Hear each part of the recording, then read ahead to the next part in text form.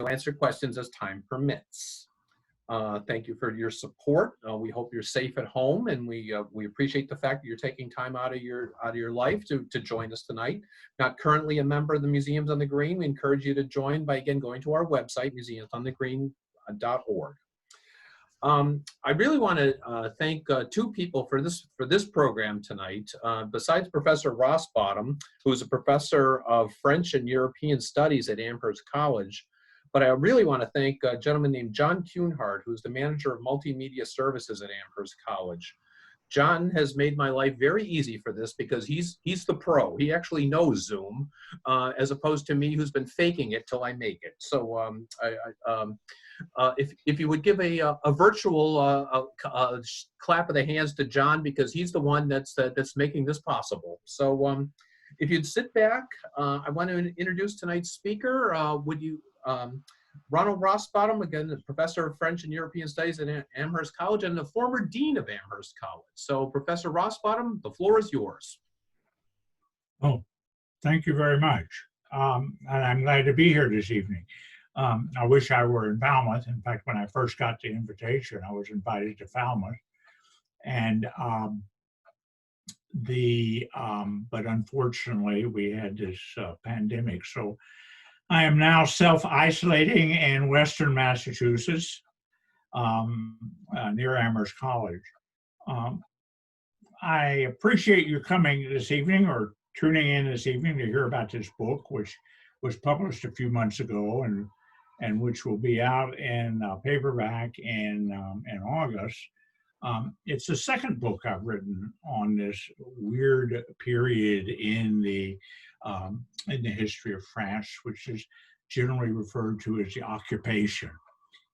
Referred to as the occupation by the Germans of France, and specifically Paris, between June 1940 and August 1944. It's a fascinating period. We have the first slide, John. When I was a student, I'm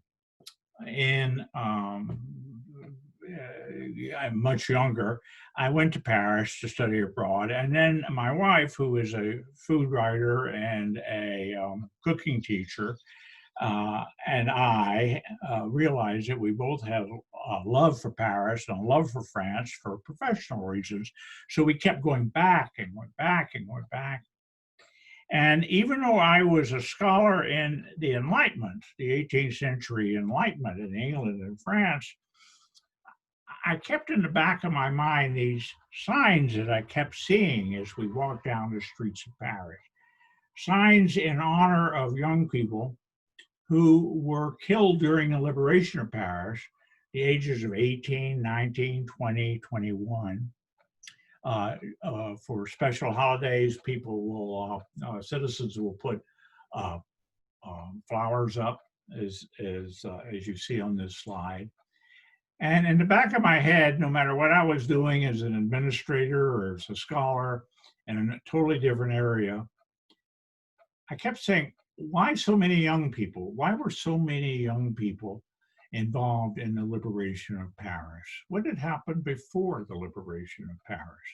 That is 4 years before, when the Germans had taken over. So my first book on this, which was written about 5 or 6 years ago, next slide, John, was called When Paris Went Dark. And it was an attempt to explain what it was like to live in Paris under the occupation, what it was like to live as a Parisian and, in fact, as a German in Paris during this period. And strangely enough, since then, of course, I've seen a lot of parallels between the occupation of Paris between 1940 and 1944 and the current pandemic. I thought that would be it. I've written the book, the people who read it and who love Paris often wrote me telling me how it opened up a new Paris for them. But I thought I was basically finished with the subject. And then that those plaques kept ringing, or I kept seeing them again, kept ringing in my ears. Why? And it was true in the research I did for When Paris Went Dark that so many young people kept popping up, men and women, boys and girls. And I stress women and girls because women and girls did not get the attention that they should have gotten during the war and after the war. Since then, in the last 2 decades, they've received the attention they deserved, but they were equally involved in what was a willful resistance against an enemy who had decided that it could invade and occupy a fellow country. And so the next book, this book I'm talking about tonight, John, is called Sudden Courage. And so I wrote that. My editor asked me, what about those kids? You keep talking about them. Why don't you write about them? And so I decided to write this book, which is about, it's called Sudden Courage because the importance of resisting was very important very early. And suddenly, a lot of young people, as well as older people, but a lot of young people asked themselves a lot of questions about why this had happened, why this sudden defeat had happened. Why was France suddenly laid low by the fascist government of the Nazis? And so suddenly, and I'll come back to this in a second, suddenly they had to make a lot of decisions that most adolescents don't have to make. Although, again, I keep repeating, strangely enough, adolescents are now being asked to make decisions about how they live, how they want to live, what their future is, which were not dissimilar from the questions that young people were asking themselves in 1940. Next slide. This is Europe in 1939. It was at peace. Hitler had eaten away at certain areas and taken over part of Czechoslovakia and had assimilated Austria into his empire. But essentially, everyone thought that they were contained.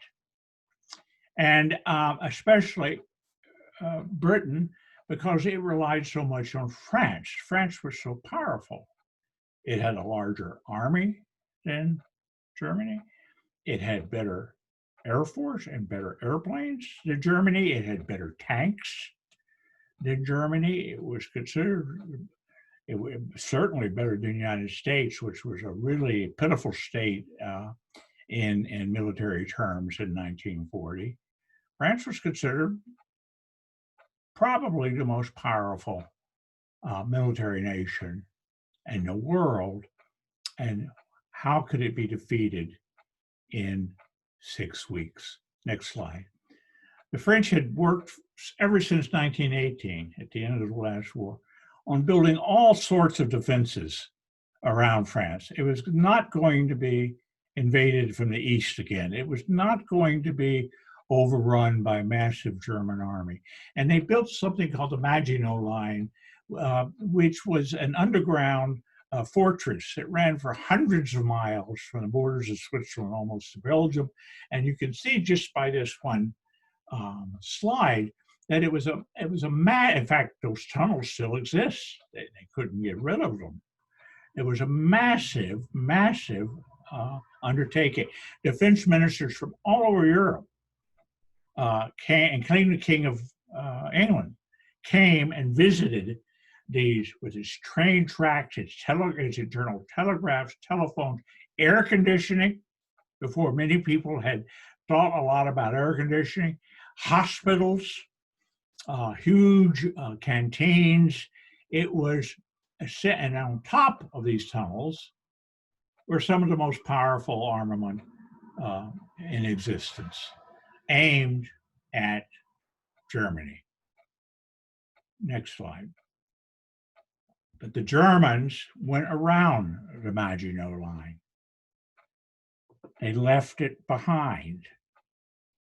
And they used it later, by the way, at the end of the war for their own defense. But essentially, they left it behind, and they came and they surprised the French by coming in from the north, from the northeast, and suddenly Paris fell in June, 5 weeks after the war began. By the way, the war had begun in 1939 with the invasion of Poland. But France and England, who were allies of Poland, hadn't done very much to help Poland and hadn't really done very much to control the Germans. And so there hadn't been much of a war between September of 39 and May of 1945. It was called the Phony War or the Sitting Down War. And then suddenly the Germans attacked France, and Paris, as it says in German here, Paris ist gefallen, was announced on the Berlin radio by Goebbels, and the bells rang throughout Germany.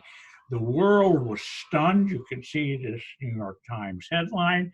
Everywhere was stunned because Paris was everyone's favorite city. It was a city that represented everything from the French Revolution to the strength to stand against the Germans during the World War II. It was World War I. It was never taken by the Germans. It was a city of art. It was a city of égalité, fraternité, liberté. I may have gotten those mixed up, but check me out. And suddenly it's gone. It's gone, and it was never bombed. It was declared an open city just a few days before the Germans arrived, and it was never bombed. It was never shelled, and the Germans walked in without a shot being fired.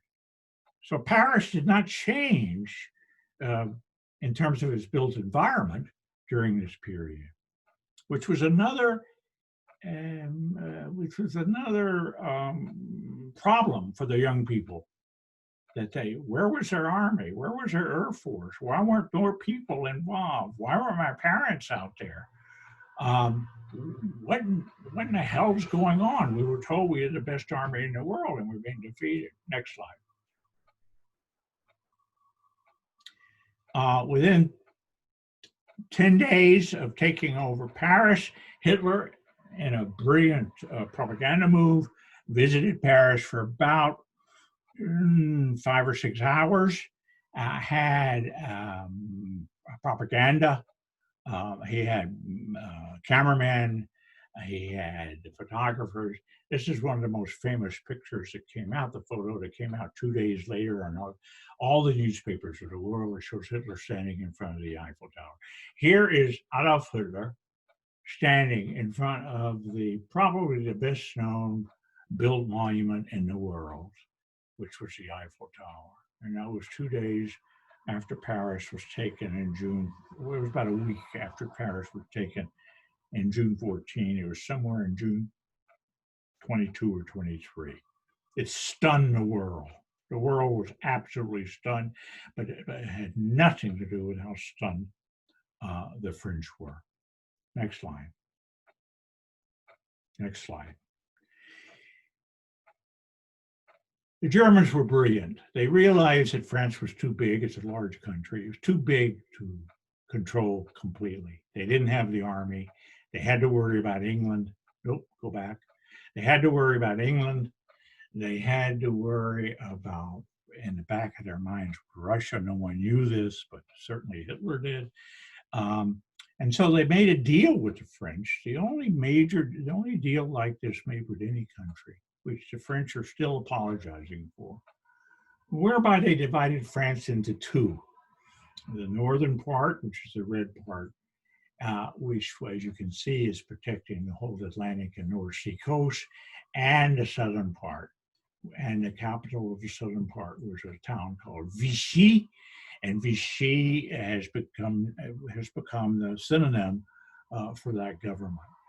If you've seen the Village Français online, the French Village, it's an extraordinary series. It lasts It has 7 years series. It's fantastic, about a village that is very close to the demarcation line and the problems that the French had. And this was immediately the problem the French had is, how do I deal with the invader? Do I spit on him when I pass him? Do I smile at him? Do I serve him his coffee politely? Do I spit in his coffee before I serve it to him? All of these moral, ethical decisions had to be made quickly and often by the French. Next slide.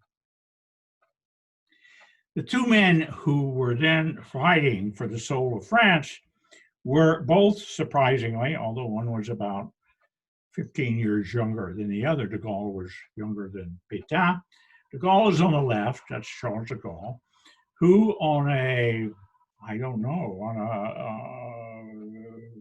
he just emotionally and suddenly left France. He was a junior minister to government and flew to London. No one had ever heard of him except the people in the army. He'd been known as a great tank commander. In fact, he'd won a couple of battles during the war. He believed in the tanks.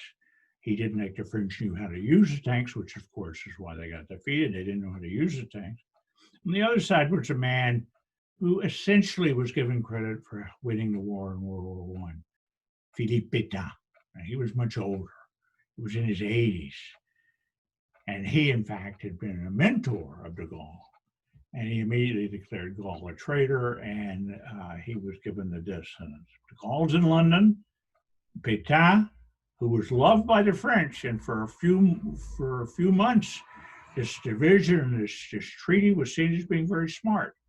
He was going to keep France, and let the Germans do the thing, and then the Germans would go home. That was the idea. Occupation was going to be long. Britain was going to be defeated quickly. Okay, next slide. Big mistake that Pétain made about 3 months later after signing the armistice. He went to a village in France and he shook the hand of Corporal Adolf Hitler. Here's a Marshal of France shaking the hands of a corporal. That illustration, that photo, caused more perturbation amongst the French than any photo so far that I've run into.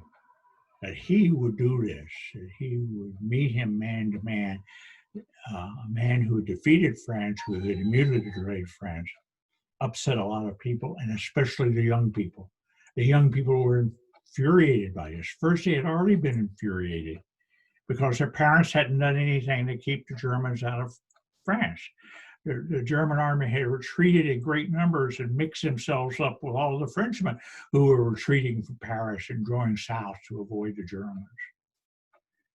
And so they were already upset with the Vichy government. And to see this sign, to see this handshake, which was really probably the most important handshake of the 20th century, at least in terms of French history, began to eat at the foundation of the Vichy government, the Pétain government. And from then on, most of the resistors were not only fighting the Germans, they were fighting the collaborators in the Vichy government. The Vichy government was essentially pro-French, there's no doubt about that, but it was also pro-fascist. It thought Hitler would bring order to Europe. It was very Catholic, very religious. It was very anti-Semitic, anti-Freemason. It was a powerful a group of men who, in effect, we can identify as the conservatives of the Republic at that time. Next slide. Now, we move now to my book in a way. So we have this military situation, which I've just described to you. And suddenly we have a lot of young people who are, excuse me, I just dropped my book, I have to pick it up. We have a lot of young people who were suddenly joining the resistance. Now, the resistance was not established. It was not sort of centrally run from London. In fact, the Gaulle didn't trust the resistance because it was powerfully manned by the Communist Party. The Communist Party were the most organized and the most committed to overturning both Pétain and Hitler. But still, he had to support it because it was, in effect, a manifestation of the French's desire to be free of fascism.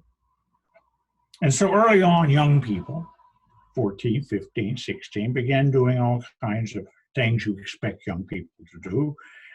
They hooted at Germans in the street. They published on their little mimeograph machines, any mimeograph machine they could find.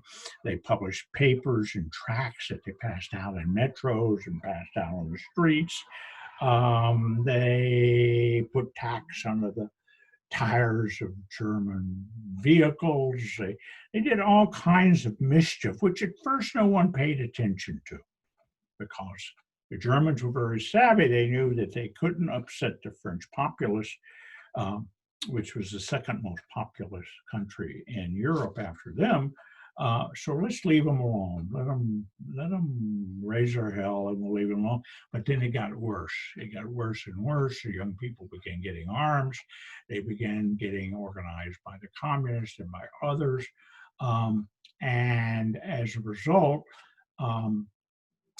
the Germans decided that the best thing to do was to show force in closing off these options of resistance, and that included mass arrests and executions.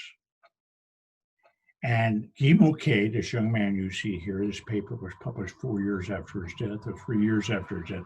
Guy Moquet was one of the first young men who became a martyr for the youth. And this is very important because the Germans knew, the German army knew that it didn't want to create martyrs, but Hitler didn't give a damn. So next slide. This next slide warns or advises the populace, or warns the populace, that a German colonel has been killed in Nantes, a major city on the Normandy coast, and that they'll give a huge reward if they can find out who did it. And as it turned out, they didn't find out who did it. So Hitler said, I want 100 French hostages shot. Well, the military, of course, went crazy. They knew if they did this, they'd have to have a lot more military in Paris and France. And they tried to finally talked him down to 50. He said 50 shot if we don't catch the assassins. And so one of the places closest to Nantes where it happened was a prison camp where a young man named Guy Moquet, that was his name, was a young man named Guy Moquet, had been imprisoned at the age of 16. Well, not exactly. He'd been arrested at 16 for passing out tracts and newspapers. But 16 was the limit that the Germans used for criminal activity. And so he was put in jail for a few weeks and then was to be released. But for some reasons, for a whole complex of reasons, he wasn't released and he turned 17. And 17 was the first age of adulthood, according to German jurisprudence. And sure enough, this 17-year-old boy who had just turned 17 is in this prison camp. And when they come to find 50 people, they found them. Of course, most of them were communists. They didn't have any trouble with that. There were a few Jews. They didn't have any trouble with that. But they had trouble with this. They needed 2 more. And so, and I'll read from my book, When the camp learned of the assassination, the one in Nantes that I just told you about, most of the pre-selected prisoners knew of their fate. But all were surprised when Guy Moquet, and a few other quite young internees were selected to join them. Unfortunately for Guy, a survivor of the Nantes attack, had described the two attackers as young men, young men who were very alert.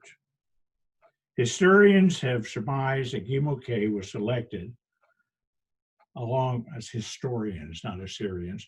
Historians have surmised that Guy Moquet was selected along with a half dozen other young boys because they had characteristics of the described assailants.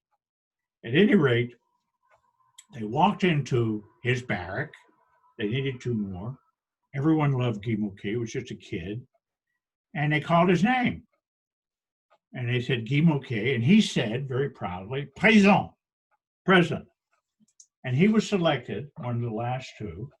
He was selected to go and be executed. And he was. It ended up, there were about 40 of them executed around France, not 50, but around 40. He was taken, people described this, he was taken down, tied to a post, but he had to wait because there were only 5 posts and they had 20 people to kill. And so every barrel had to wait till the other ones were shot, etc. It was horrible. And they killed this young boy. And this young boy then, next slide, next slide. This young boy then became a symbol of what became a regular political cartoon, and one that began appearing in the movies, etc., of the young martyr. The martyr tied to the post, being shot for being French, essentially for being French. Next slide. Guy Moquet then, and by the end of the war, was a hero.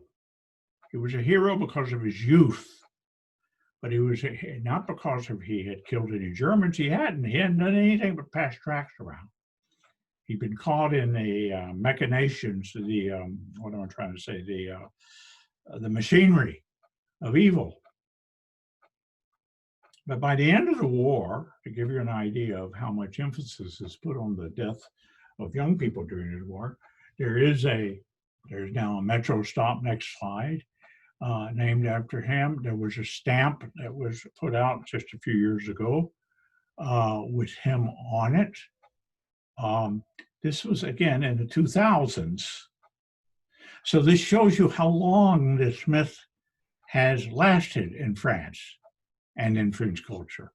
This myth of who was the most brave, who sacrificed the most, and the underlying secret question is, why didn't I do more? Well, why wasn't I that courageous? Next slide.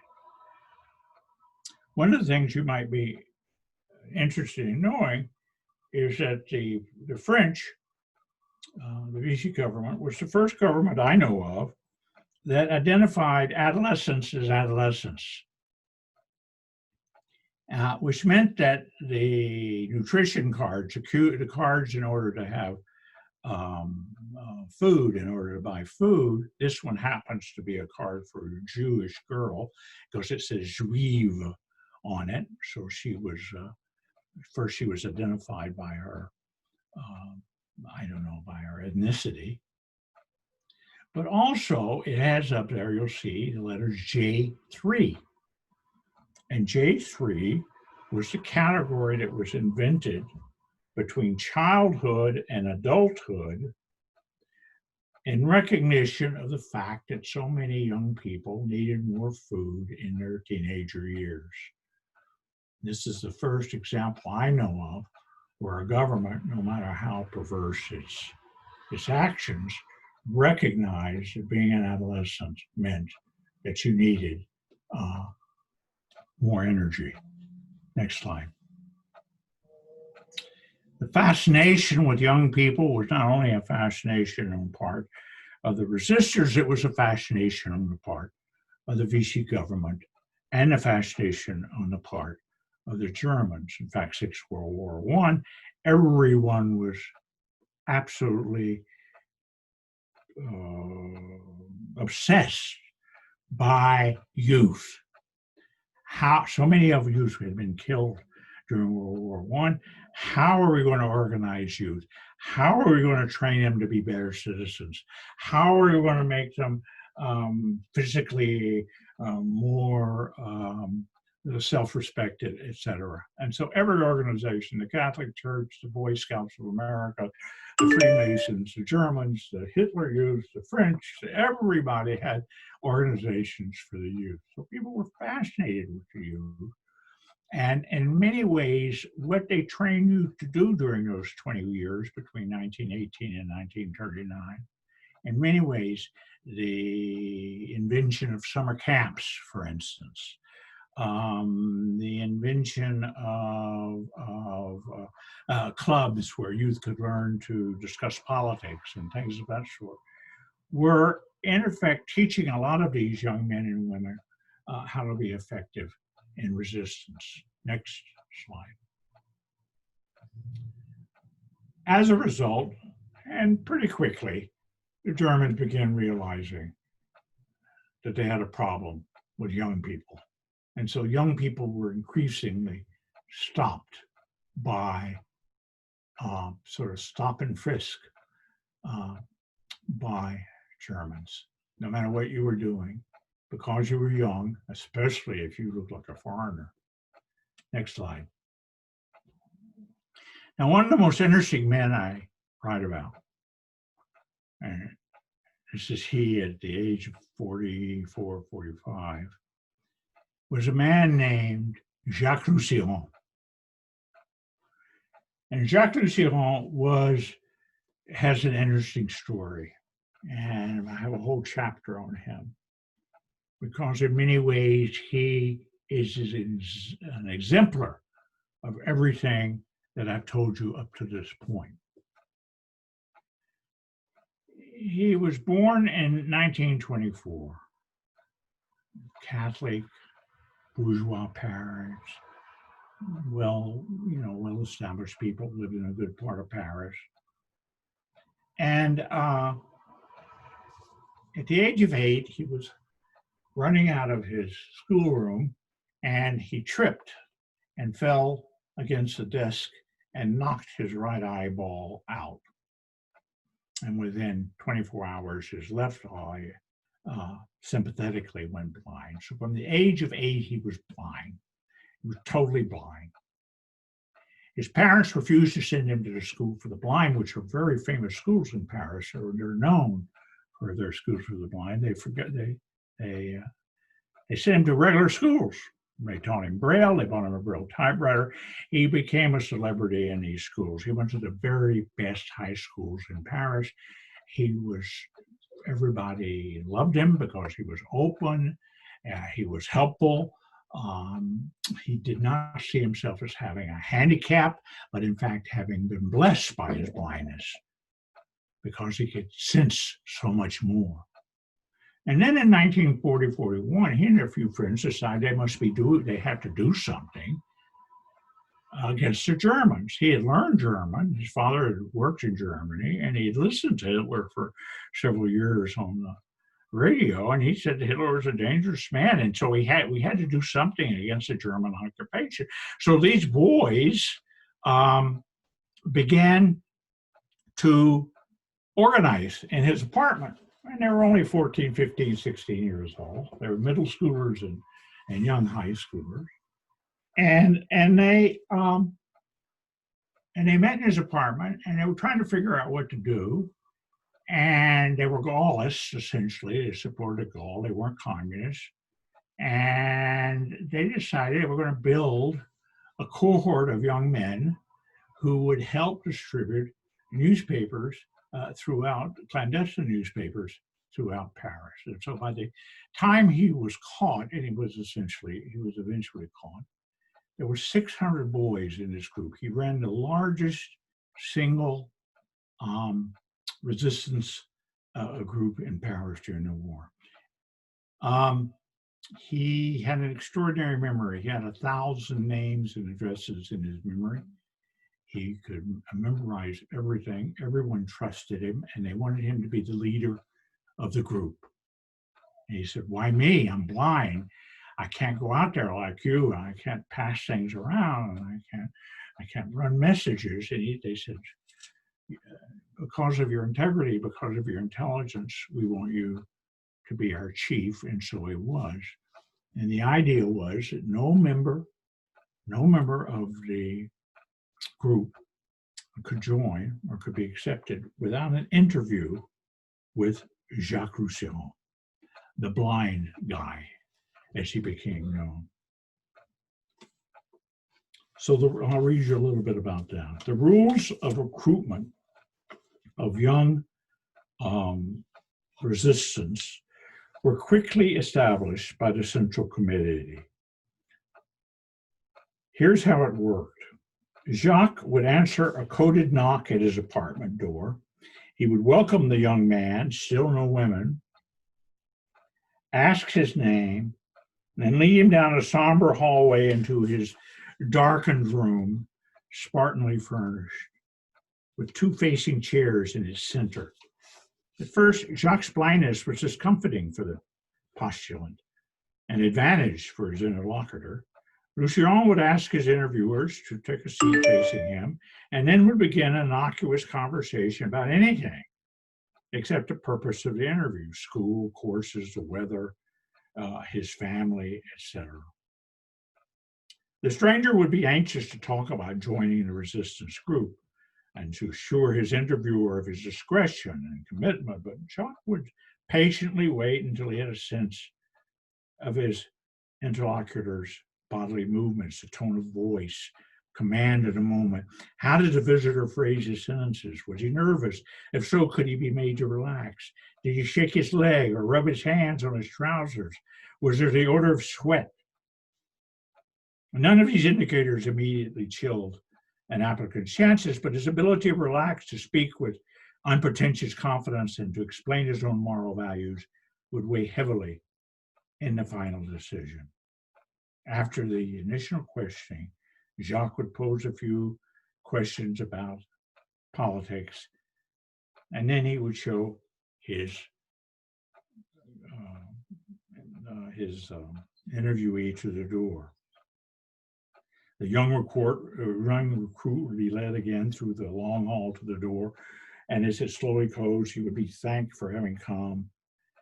He would, of course, have wished for some kind of brevet of acceptance, but no commitment had been made, no future meeting set, until Jacques went to speak to his committee and said, "We'll take him or we won't take him." If it was a no, it was a no.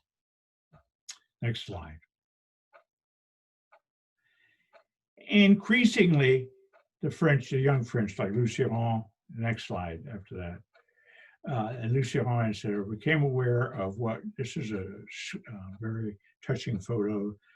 There's a young girl in the left-hand side, I think a girl, maybe a boy in the upper left-hand side with a yellow star. Jews began having to wear yellow stars in 1942, and the result was a lot of young people again joined the resistance in order to protect their and defend their neighbors.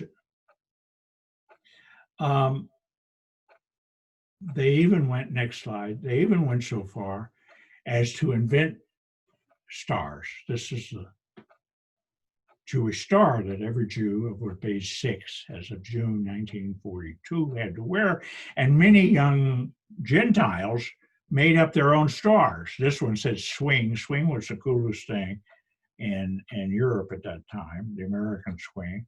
The Germans hated it, and so of course it was played all the time and posted all the time. Just swing 42, and they would wear things like this. These young people were just fearless, and the Germans had to decide whether to arrest them, and if they arrested this person, they'd go to jail for 6 months, and they did arrest a lot of people, and it had to determine whether to arrest them or how many to arrest and where to stop. I'm going to speed up right now because I'm getting to the end. So let's look at the next chapter. There was a beginning in 1943, 44. A lot of young people ran to the forests. They couldn't hide anymore in the cities. They were being drafted to go work in Germany. They wanted to get away from home. And so they ran into the woods. And many of them had been for scouts, Boy Scouts and Girl Scouts. And so they used those skills. And they met older people who taught them how to be resistors with guns. And the guns were often delivered by the British, who didn't really trust them because they were afraid that they would misuse them. But basically, they dropped guns for them. This group was called the Maquis for a year and a half. Next slide. One of the most famous groups was called the Manouchian gang, after the head of the gang, who was Armenian. They had been very successful in derailing trains and killing Russians. And they were all caught and arrested. And this was the most famous sign that the Germans ever put up about them, showing them all. If you had time to look at it, you could see a sort of bearded Eastern European, sort of not well dressed, looking like punks, and saying, these are your liberators. Next slide. And one of them was a young man who was barely 18, named Thomas Elek, who they arrested, and they put in his hand, if you see in his hand, there's a tool that's used to unscrew railroad spikes so that the train will slip off the rail when it crosses it. So they put that in his hand, and then they took this picture. And he, next slide, he and all of the Manouchian gang were executed in Paris. Very well known. They were tried, of course, or, kangaroo trial, and they were executed. What's extraordinary about this execution in this photo is who took it. Who took a photo of the Germans shooting French? And by the way, many of these kids were not French. They had gone to France to escape fascism and anti-Semitism. And so many of them were from Hungary, as I said, Armenia, Poland, but they fought for France. Now, who took this picture? We don't know. We have it, we don't know. Most likely it was a German, because who else was going to be in this tightly enclosed fortress? But it shows you exactly what was going on. As the war got stronger and stronger, more and more young people were being caught and executed. Next. Finally, the British began to recognize that the French resistance was doing something that it needed, especially in preparation for D-Day. And they began putting posters out like this, celebrating the resistance, which had not come out for the 3 years before. Next. And then France is liberated. It's liberated in the invasion took place in 1944. It wasn't in 1945. It was liberated. Paris was liberated in August 1944. And when Paris was liberated, everyone thought Paris was liberated. Next slide. Now this is, I don't know if you can play this, John, but this is de Gaulle right after arriving in Paris, stating how the French alone had beaten the Germans. Can you play that? Will that play? Maybe it won't. Paris outragé, Paris brisé, Paris martyrisé, mais Paris libéré, libéré par lui-même, libéré par son peuple avec le concours des armées de la France, avec l'appui et le concours de la France tout entière, c'est-à-dire de la France qui se bat, c'est-à-dire de la seule France, de la vraie France, de la France éternelle.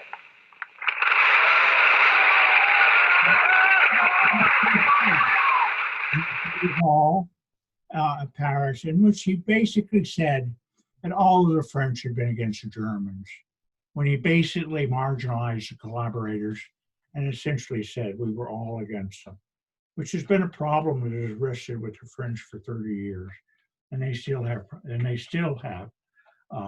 debates about it. Next slide. The first man, oh, this is just for your amusement. 25 years later, in 1968, those who were voting against the Gaulle government compared him to Hitler. This was really a massively insulting poster, but brilliantly and massively insulting. Next slide. It was Jacques Chirac in 1995. 1995, that's 25 years ago, who said it wasn't just a handful of collaborators. He says, it was us. We did it. We, the French, supported that government. We, the French, helped the Germans. This was a major, major speech, his greatest speech. He wasn't a great president, but this would have made him one. And then, next slide, you'll notice, if you notice the date, which I can't see from here, excuse me just a minute when I get up, but the date is, what, 19, no, 20, well, anyway, you figure it out, I can't see it. But they put this date out about 10 years ago, 15 years ago, began to put it on the schools in the Jewish quarters of Paris, saying that these kids had been arrested and taken away by the Germans. It took them that long. It took them 60 years to put those up. They're on every school now. And across the street from this plaque, and this is the last slide, is a list of all those Frenchmen who were called les justes, the just ones, who had harbored, protected, saved Jews during the war. And there were many, there were thousands. There are thousands of names on this list. There were thousands of names, there were thousands of them. So we have to be careful not to say all the French were, many of the French were, some of the French were. We have to say, maintain that kind of resistance when we talk about our own political situation today. Let me end with one quote from a writer in 1944 named Jean Paul. This refers to the youth of France. He says that someone asked him about the resistance. How effective was the resistance? And that's another question I could spend an hour on, the effectiveness of the resistance.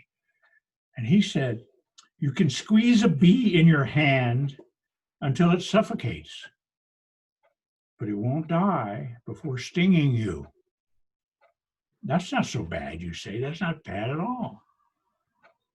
But if it didn't sting you, bees would have disappeared a long time ago.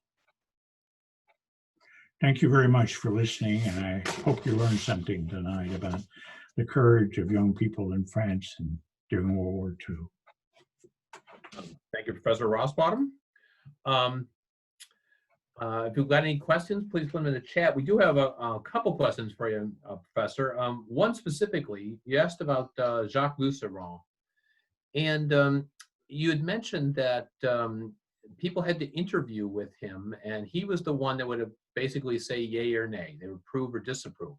If someone was turned down, did they risk exposure to the whole organization, and how did they deal with that? That's a good question. And I can't remember anything I read anyone at that period bringing it up. Here's what I think. He was betrayed, and his group was betrayed by someone he approved, who turned out to be a sneak for the Gestapo. How would that have happened? I would think that the only thing that would have kept that person from not going to the police would be the fact that it took several people he trusted and liked to get him to see Jacques Lusseyran in the first place. In other words, if he had betrayed Jacques Lusseyran, he would have betrayed a whole group of friends as well. That's the only thing I can imagine, but that's a good question, and it's a good question because I've never thought of it. That's always a good question, and it's a good question because in reading everything I've read, and I think I've read everything about Lusseyran, it was never raised. So my guess is that there was an acceptance of the fact that if you were honored enough to be interviewed, you weren't going to betray your friends. But I don't know the full answer. Okay, we've got another question. How accurate, if you're familiar with this show, how accurate was the depiction of the period in the production of the French Village series? It was excellent. It was superb. I watched the whole French Village series. I listened to the historians who spoke afterwards. Afterwards, there was always a historian describing the year that had. It's 7 years, one for each year of the war, 39 to 45. I don't think I found one thing where I hooted and said, "Oh, that would never happen." I just thought it was superb. It was the most, and what was superb about it was not only its artistry and its direction, its acting, was its honesty as a document, explaining how difficult it was to live under occupation when you still had a life to live and you still had to deal with the Germans. So, no, I would recommend to all of you to watch Un Village Français, a French village, which is available on streaming on several channels. And you'll be hooked by the second year and you won't stop watching it. It's extraordinary. Another question. Other than a few kids from Stoneman Douglas High School in Florida, I don't see much youth activism in the United States. What other parallels do you see today? I'm glad you asked that question because one of the things that kept coming to my attention, and my conclusion deals with this, I didn't deal with it in my talk, is how much we depend on the youth to lead us to make the right moral and ethical decisions. I'll leave aside America for just a second and think about Hong Kong and think about Algiers, and think about Istanbul and think about Egypt and think about the fact that so many of these populist revolutions begin with the youth. Why? They're young, they are indomitable, they are passionate and eager, and they're also looking for jobs. And it's the other thing in their mind, they see their futures being sort of closed off by all the stupid decisions that adults are taking. What about America? I've asked myself that question for years as a student of France. Why don't we go to the streets more? Why don't we go to the streets as much as other countries do? We will for a day. We'll have the world's largest women's march, the world's largest Blacks are people too march. We'll have all these marches and everybody goes home. It's over. And I don't, that's just something that bothers me. And I haven't really been able to reconcile it, especially now with all of the division we have in this country, is why a few people can go out and cause trouble. But then what about the thousands of people who should be in the streets now, just simply saying, help us through this pandemic? I don't know. That's a question I haven't been able to answer. The Parkland kids were very good. They were very good, and they've stayed, and they've been good. And I mentioned them in my book. And I think the first quote in my book has to do with a young woman saying, they asked us why we did this, and she said, why not? And one last question. How did you do your research so many years after the war? Oh. Did you hear that sigh? Okay, here are two things. When I was doing the book on Paris, I happened to meet a lot of people who lived during the occupation. It was published in 2014, so I was doing the work, say, from 2000 on. They were still alive. It's 8 o'clock. They would tell me what it was like in detail. Not the revolution, not the resistance, just what it was like to get up in the morning, go to school, worry about the Germans. That helped. And then there are a large amount of people who have written memoirs and autobiographies. That has helped immensely. And then the historians who've gone and done the research in the police archives and the historical archives, as I did too, but they did much more than I did, they were helpful. It became a problem with the resistance. It was much different asking a person, well, what was it like when you were 8 years old, 9 years old, living in Paris during the occupation, and said, what did you do? Were you in the resistance during the occupation? Were your parents in the resistance? You can't ask that question in France. I was fortunate enough to meet one man who was 91, a young Jew who had to move to Southwest France. Met him through a friend, and he told me a whole story, and he's in the book, about it was like to be in the resistance. But it was just chance that I met him. There aren't any more organizations. They've all died off. Many of them died off. There used to be organizations of resistors. So it's not easy, but thank God a lot of people wrote letters, kept diaries. They keep showing up. People's diaries keep showing up. Their letters keep showing up. We keep learning a lot.